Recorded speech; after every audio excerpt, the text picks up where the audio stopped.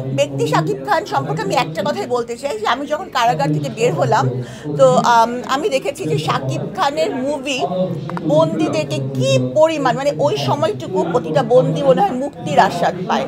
তো আমি ব্যক্তিগতভাবে ওনাকে ফোন করে ওনার সাথে কথা হয়েছিল, কিন্তু উনি এত পোলাইট ছিলেন, আমি ওনাকে থ্যাঙ্কস দিয়েছি ফর তার অভিনয়ের জন্য। উনি খুবই সফট স্পোকেন এবং মানে খুব হাম্বল। হ্যাঁ, ওই অতটুকুই আমি 1 মিনিট হয়তো কথা বলেছি। আমি মনে করি যে উনি খুবই বিনয়ী, এতটুকুই। এছাড়া ওনার ব্যক্তিগত জীবন সম্পর্কে আমার কোনো জানা নাই, ধারণা নাই।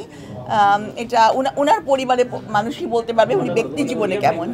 আপু, দর্শকরা বলছেন যে সাকিব খানের সাথে 1 মিনিট কি কথা হয়েছিল, আমরা একটু জানতে চাচ্ছি। যে সুপারস্টারের সাথে আপনি কথা বলছেন, আমরা একটু সেটা জানতে চাই। আচ্ছা, আমি কথা বলেছিলাম যে আমি জানিয়েছিলাম যে কারাগারে ওনার অভিনয়ের জন্য একটা বন্দি মানুষ, হ্যাঁ, যারা ছটফট করে সারাক্ষণ মুক্তির জন্য, তারা তার অভিনয়ের কারণে মুক্তির আস্বাদ পায়। তো এটা it's a great achievement for a artist আমি মনে করি। তো এটাই আমি ওনাকে জানিয়েছি এবং আমি বলেছিলাম যে আমি কয়েদিদেরকে কথা দিয়ে এসেছি যে আমি আপনাকে তাদের অনুভূতি জানাবো। তো আজকে সেই কথা পূরণ করার জন্য আমি ফোন দিলাম।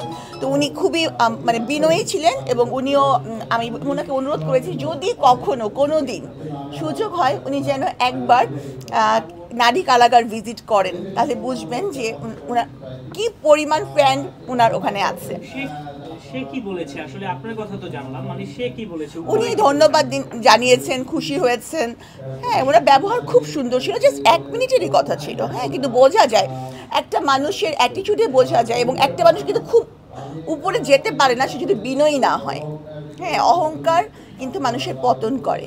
কিন্তু ওনাকে দেখে বোঝা যায় যে কেন উনি এতদিন ধরে এত উপরে অবস্থান করছেন। ওই যে বললেন তার অ্যাটিটিউডটাই ভালো লেগেছে। উনি খুব বিনয়ী এবং খুব সুন্দর করে কথা শুনেছেন, আমাকেও থ্যাঙ্কস দিয়েছেন। উনি বলেছেন উনি যাবেন, কোনোদিন সম্ভব হলে উনি যাবেন। এটাই তো অনেক বড় কথা। শাকিব খান কিন্তু পুরো বিশ্বেরই ভালো লাগে, তাহলে এমন কি এটা অবাক বিষয়?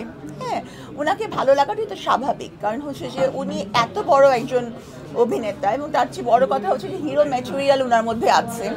ওনার লুক, ওনার অ্যাটিটিউড, ওনার গেট আপ, ওনার সব কিছু আমি মনে করি যে একটা খুব ভালো জায়গায় বাংলাদেশের মুভিকে নিয়ে গেছে এবং অনেক বড় অংশকে হলমুখী করেছে। তো একজন অভিনেতার কাছে কিন্তু দেশের মানুষের এটাই প্রত্যাশা থাকে। তো উনি আমাদের প্রত্যাশা পূরণ করতে পারেন। তো সে কারণেই আমি কেন বাংলাদেশের সবাই ওনাকে পছন্দ করেন। পিছনে পিছনে সাকিবকে নিয়ে অনেক কথা বলে, কিন্তু যখনই সামনে যায় তখনই সেলফি তোলার জন্য ব্যস্ত হয়ে যায়। হলে সেলফি দেখার পরে তখনই প্রেমে পড়ে যায়। আসলে এটা কেন হচ্ছে একজন সুপারস্টারকে নিয়ে? একটা মানুষ মানে বিখ্যাত ব্যক্তিমাত্র সমালোচিত, তাই না? তো এটা তো খুব স্বাভাবিক। যত বেশি সমালোচনা হবে তত মানুষের ওনার প্রতি আগ্রহ হবে, দেখবে। তখন যখন ওনাকে দেখবে মুভিতে তখন সে না বুঝতে পারবে। হ্যাঁ, যার সম্পর্কে কোনো আলোচনাই নেই, সমালোচনাই নেই, তার সম্পর্কে মানুষ আগ্রহ বোধ করে না। হ্যাঁ, আর শাকিব খান আমি মনে করি যে সামনে আসলে তো অবশ্যই সবাই সেলফি তুলবে, এটা তো। আর মানে হয়তো আমিও তুলবো, হয়তো। আমি তো একটু আগে বলেছি যে বাংলাদেশের সকলের কাছেই শাকিব খানকে ভালো লাগে, ভালো লাগতে বাধ্য।